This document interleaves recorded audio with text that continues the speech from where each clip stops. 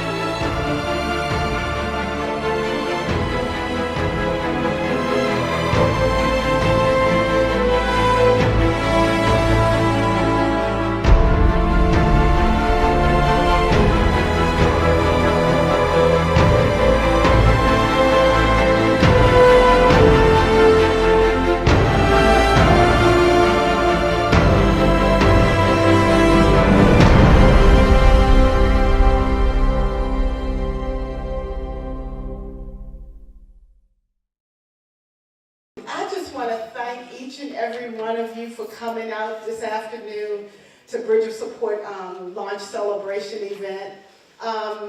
There were so many things that the enemy was trying to do to keep us from coming with the weather. Several of us was taken ill. Even the performers got sick. There was death in the family and everything. And so it was like the enemy was trying. But God. But God. But God.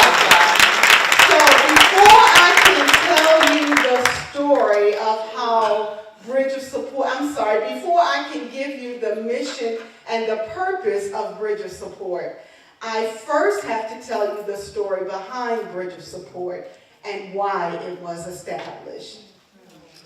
Well, 2010 started out as a wonderful, promising year for the Ross family.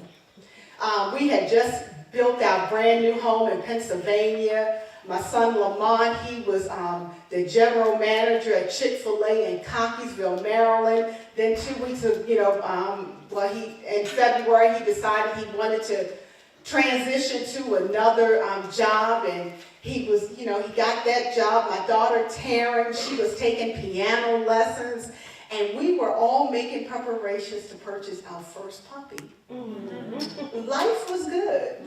So, I was just so happy. And, you hear the statement that says, sometimes bad things happen to good people. Well, that happened in our lives. And it happened on June 12, 2010, when my life forever changed.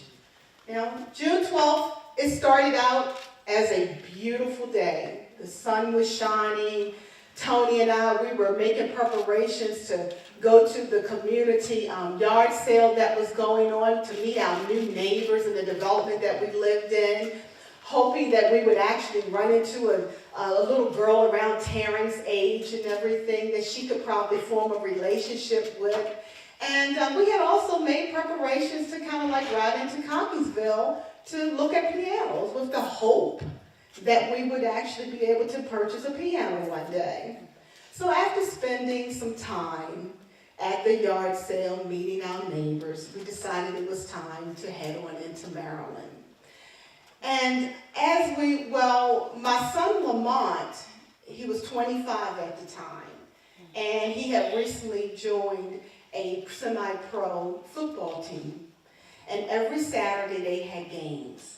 So as we were driving into Maryland, the thought came to me twice to call Lamont. And each time that thought came to me, I said, he's getting ready for his game. I'll call him tomorrow, or, who knows, he may even come to church, And so I just kind of like dismissed it. Then when we got into the shopping center where the music store is, the thought came to me again, a third time. But this time, call Lamont and ask him to meet you at Applebee's so y'all can have lunch together. And again, I said, he's probably getting ready for his game. I'll just talk to him tomorrow. So we spent maybe about an hour just looking at pianos, and then we decided it was time to head back to Pennsylvania. Got home, fixed dinner, cleaned up the kitchen, the telephone rang, and the unthinkable happened. I got a call. It was my cousin Amber. She told me that my son Lamont had gotten injured playing football, and that they were in the process of airlifting him to University of Maryland Shock Trauma Unit. Well, by the time we got in the car and was heading out the driveway, we got another call that said that now they're taking him to Anne Arundel Medical Center. I knew that wasn't good, because you're going to go from airlifting him to shock trauma to now just transporting him in the ambulance. That was the longest drive of my life. And by the time I got there, by the time we got to the hospital, Lamont had already went home to be with the Lord. I remember going in the room and seeing him laying there with his eyes open, looking at the door. And it took me forever to get that image out of my head. Lamont's death affected me in so many different ways. I had feelings of guilt and regret. I was hurt beyond what words can even, explain. I was confused. I felt abandoned because I had Lamont at 21 years old. I was a single parent with him. And so it was just me and Lamont. So when he passed away, I felt like I had been abandoned. And so I knew that God did not allow this thing to happen to destroy me. But I still hurt. I still wanted my baby back. And so, help me, Jesus. And so, I knew that in order for me to survive this, because I literally felt like I was about to lose my mind. Sure. I really did. I mean, you've heard people talk about the thing about, you can feel your mind getting ready to snap. I mean, I've heard that so many times before, but I never really knew exactly what that meant until that day. I literally felt like I was about to lose it. And I heard the Lord using Lamont's voice said, mine is stronger than this. And so I knew that in order for me to survive, not only did I had to forgive quickly, because I had to forgive the young man that applied the hit. I had to forgive myself for not calling 3 times when it was said to me to call him. I had to forgive myself. Also, I knew that I had to lean more on Jesus than I ever leaned on him before in my life. Yeah. I had to trust that everything that I heard, everything that I read, everything that I believed about Jesus, I had to believe that it was true. I had to lean on him because I was not going to make it. And then the other thing that I had to do was I had to seek professional help. I had to go to Christian counseling, and I went for over a year because, like I said, Lamont was my life. But as I started going through the Christian counseling and talking to him and everything and just really crying out to the Lord whenever I needed to, the Lord started showing me and putting people in my path that was telling me of the wonderful things that Lamont had did. I was getting cards and letters from people even a year after he passed about what an impact he made in their lives. The different youth programs within the Cockeysville area, how he would, go there with Chick-fil-A food and feed the children and everything. And that blessed my heart. It was like, I said, this boy was doing things that I didn't even know he was doing. He wasn't even telling me those things. And so I wanted to honor his memory. Because Lamont didn't leave me with any grandkids. And if I didn't talk about him, I felt one time I was like, Lord, well, why did you even give him to me if you were going to, just go ahead and take him? Because I have absolutely nothing here to show me that he was here. But then when I started reading the letters, and then the Lord laid on me to start a foundation in his name and in his honor, to do the things that Lamont started, which was to provide. He was big on education. He would, love the children. And, and he also, because of his position at Chick-fil-A, he hired so many of his peers. So the foundation was formed to provide educational programs, internship programs, and summer camps for children in the Baltimore metropolitan area.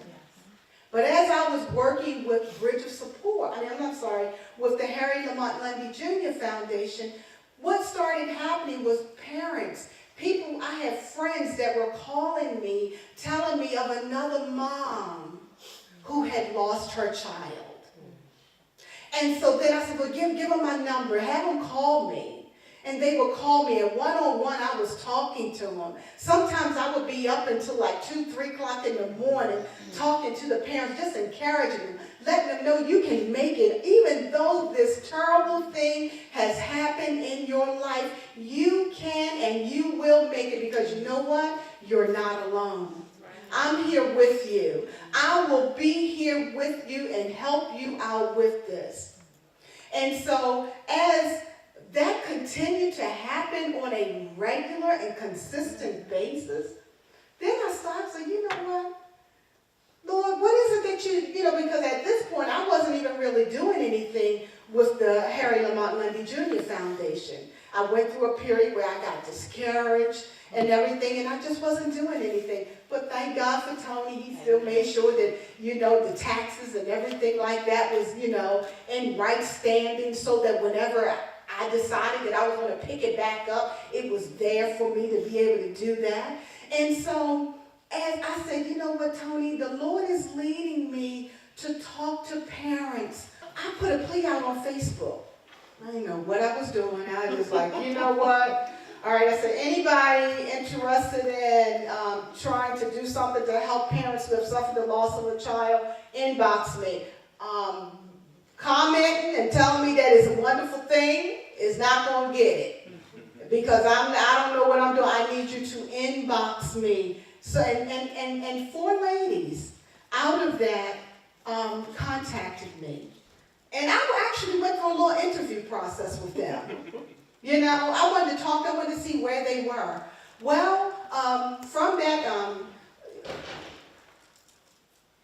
Cynthia Pullen-Jones, she contacted me. She would be here today, but she's sick right now. Marcia Gathers, she has been here from the long haul. But then there were 2 other ladies that, they kind of like dropped off the scene. But that's okay, because, God only wants the people here with Bridge of Support that are supposed to be here. The ones that are going to be able to make the impact, the ones that are going to be able to reach the people and all. And so, so then we started kind of like coming together, trying to form, how are we going to do this? I don't know. So we just was talking, just trying to put things together. And we came up with the name Bridge of Support. I was in the bathroom one day and I said, Lord, I need you to give me a name that would really, really explain or I can't say what the organization is about. And the first thing that came to my mind is how Jesus bridges the gap between man and God. So I knew that bridge had to be in it. Got downstairs, talked to Tony, and Tony was like, you know what, I'm hearing something. He said bridge or something. I don't know what he was saying. I said, well, okay, we got the bridge. Okay? And so then was talking with my team. That's when we came up with support, And so on May 20th, we had a focus group meeting.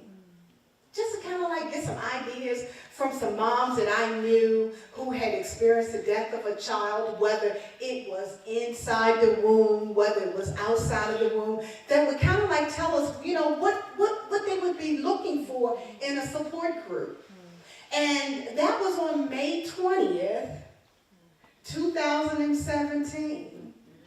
Today is April 7th, 2018. Look at what God has done in such a short period of time.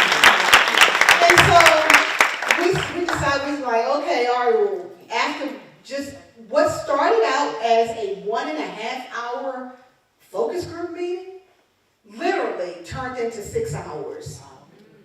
And then the women, they were like, okay, what we going to do now? What's the next step? What's the next step? And I said, well, wait a minute.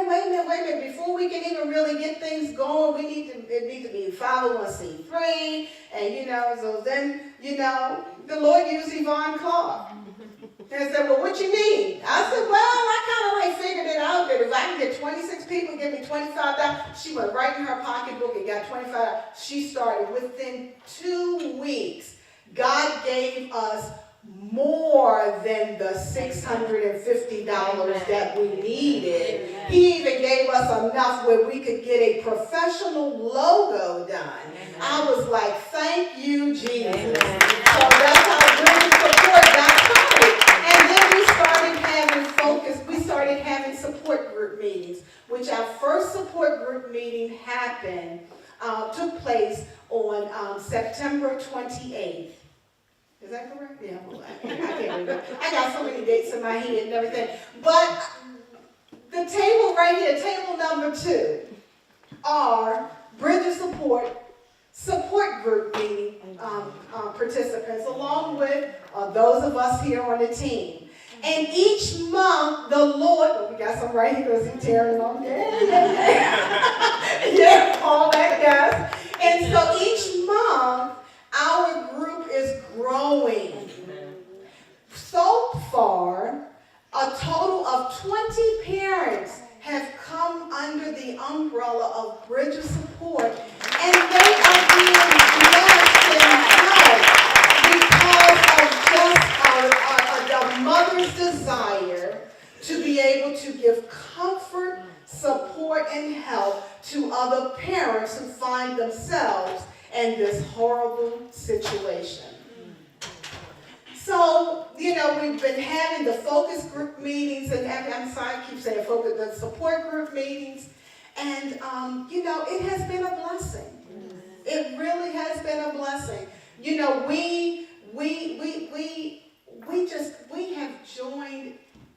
We have a love and a friendship and a bond that cannot be broken, And so, that's the story behind Bridge of Support.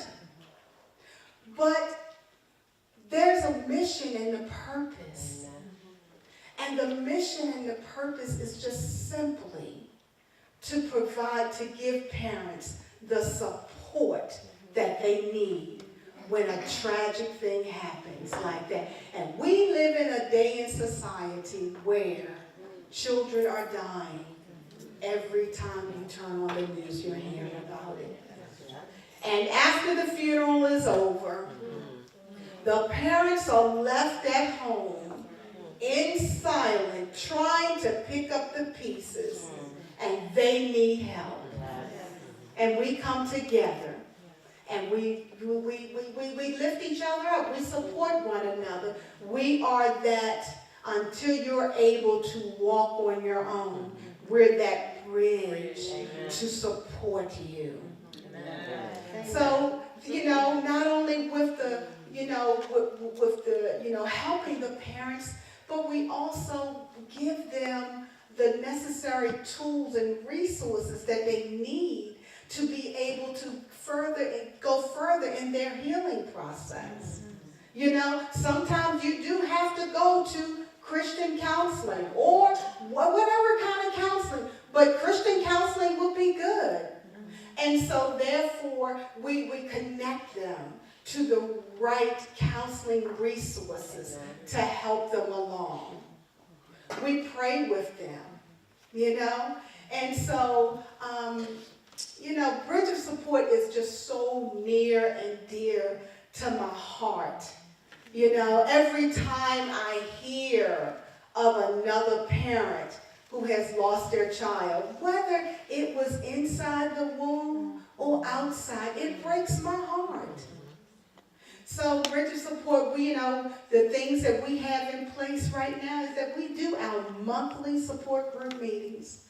They're held each month. And we do it at the Maryland Nonprofit Office.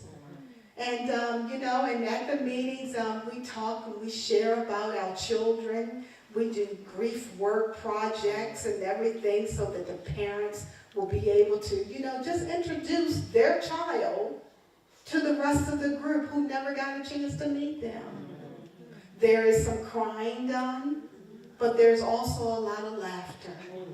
And we always make sure that we have food available. Because people do want to eat.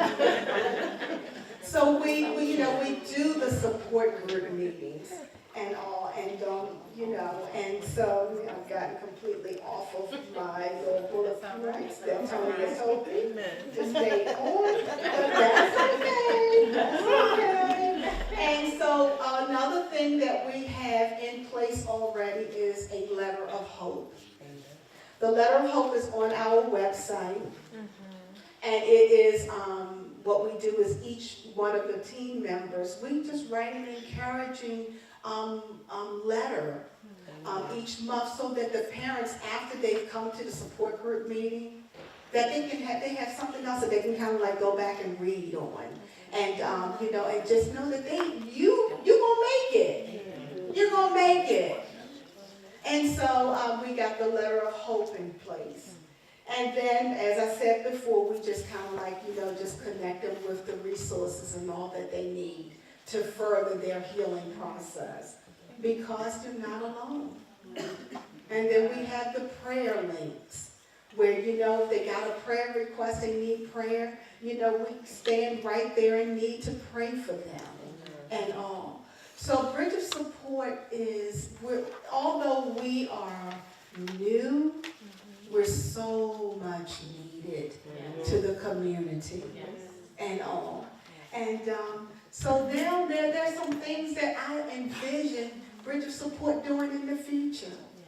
And one of the things that I envision that Bridge of Support will be doing in the future, isn't this luncheon nice? Yeah. For my first time doing an event, and you all make me glad because I'm looking out and I'm seeing people in seats and, and just, my family, Bridge of Support members and friends and family, and my yes and amen prayer. Y'all raise your hand. Because every Monday through Friday, I'm on a prayer call with some ladies who have carried me.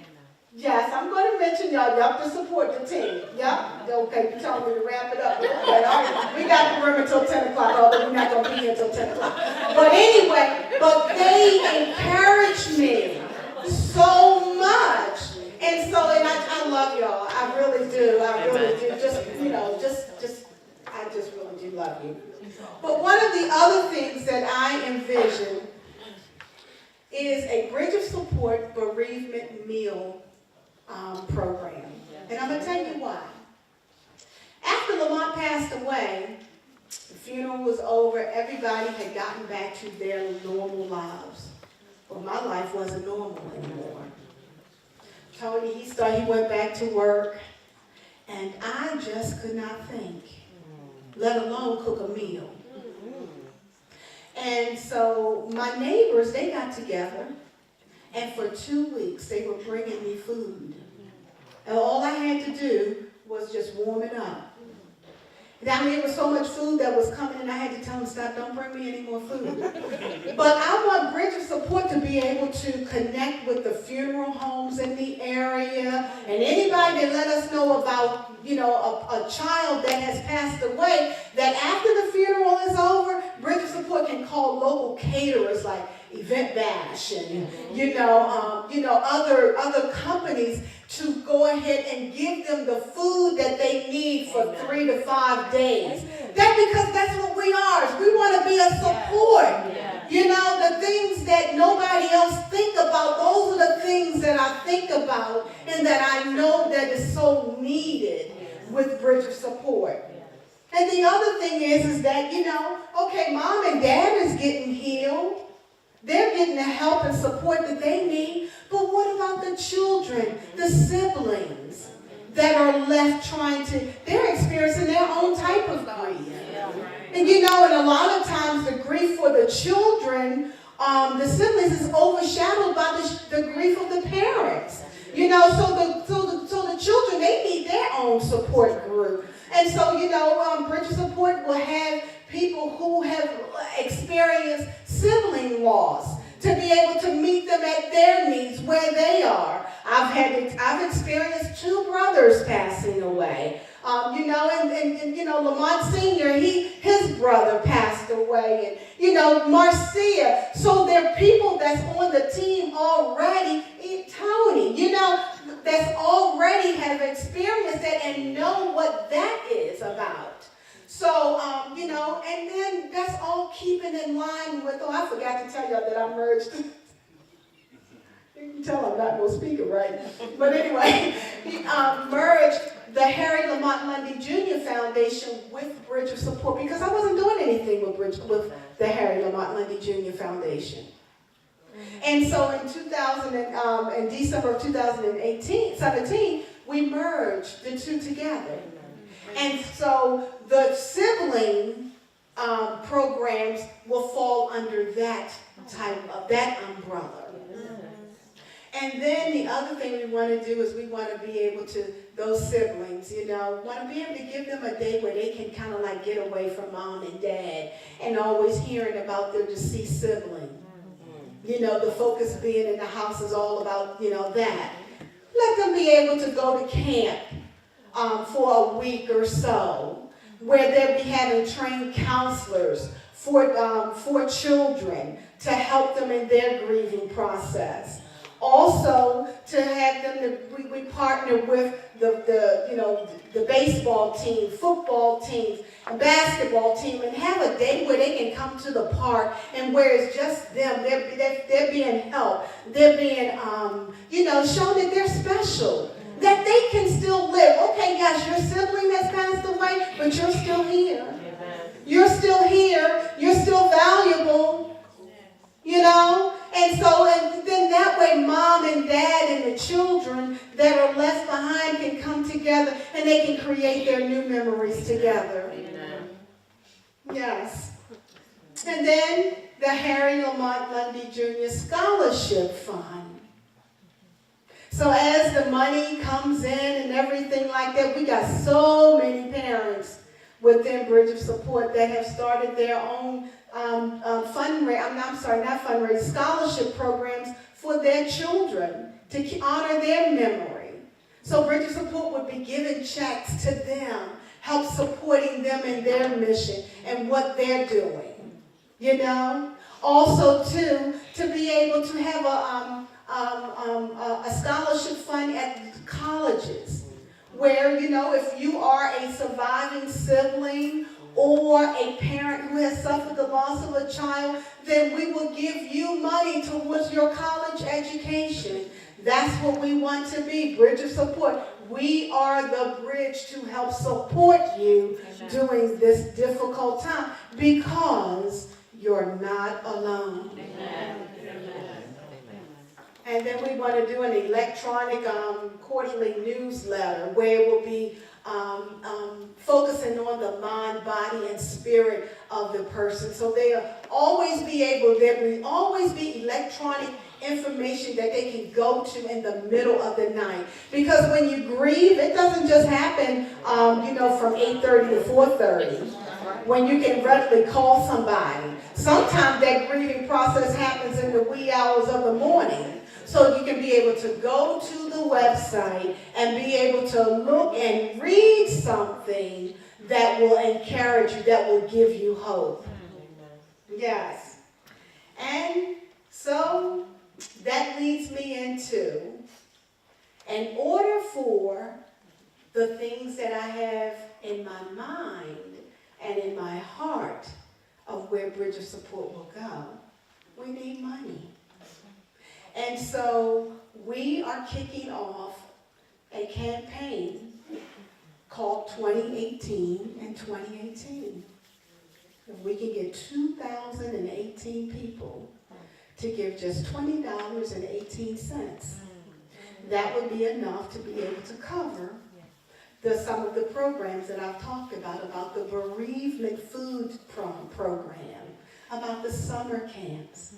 And, I have to, just today, one of my biggest donors, Charlotte Henderson, I told her about, I bless the Lord for her. She's unable to be here today, but she brought a whole table because she just believed in me and the work that we're doing. And Charlotte started the 2018 campaign off with $700 this morning. She said, Tracy, whatever you need, I'm here for you because what you're doing is an awesome thing. So we are, as we, in the days to come, we're going to be rolling out this campaign. Of course, Tony, who's my website designer, he's my secretary, the general counsel, he's the, what else you want? Too many hats. Yeah, too many hats. He said, I should be the president. He said he should be the president. I was like, well, okay, well, get up there and do it then. Go to the meetings then, But, he's going to be putting that on the website about the 2018 campaign. And so, and it's just a one-time donation, $20.18. How many of us blow that on a day going to Starbucks or, something like that? But, I am so happy and so grateful that all of you have come here.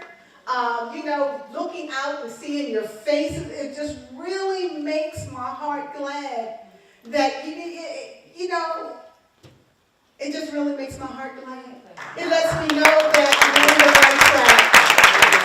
I'm on the right track. This is not the road that I chose for myself. When I was a little girl and I was thinking about one day having children, I wasn't thinking about the fact that one day I would bury one. But this was all in God's plan. Because I'm okay with Lamont being at home with Jesus. And I'm going to tell you why. If Lamont was still here, there would not be a Bridge of Support. And I just want to share with you all that you're not alone. Amen.